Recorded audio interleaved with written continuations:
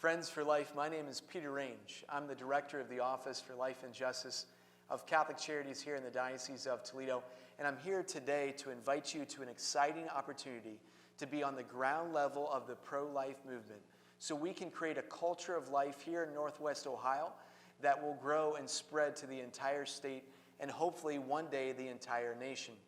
This campaign, though, that I want to invite you to is actually already international. It's called the 40 Days for Life campaign. You can find out more at 40daysforlife.com. But this campaign began in 2007 when two Catholics and an evangelical brother in the faith sat around a table and they decided to do something about their local abortion facility.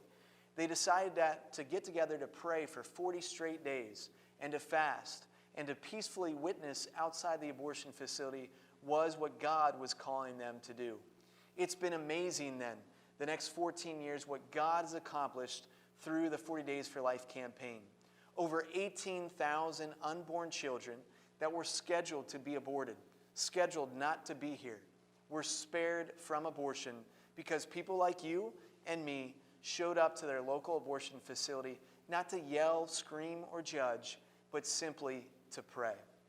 Over 200 abortion workers, nurses, and doctors now have repented and have left their place of work. And then over 100 abortion facilities where the 40 Days for Life campaign has taken place have also shut their doors, including the former Center for Choice right here in Toledo.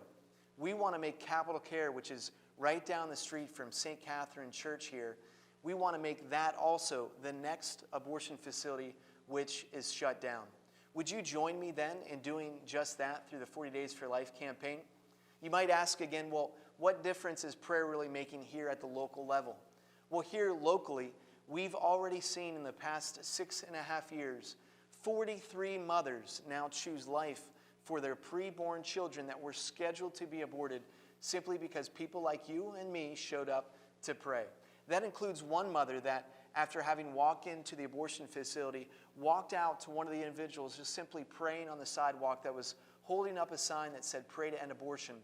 And she said, "You know what? I asked God for a sign this morning whether or not I should abort this child. You were my sign to choose life. Thank you for being here to pray."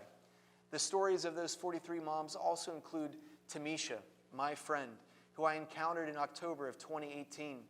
After encountering Tamisha, we agreed to move forward with an adoption plan for her unborn child.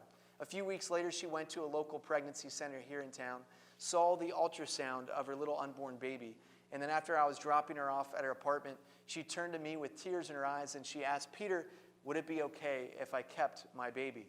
"Absolutely," I told Tamisha.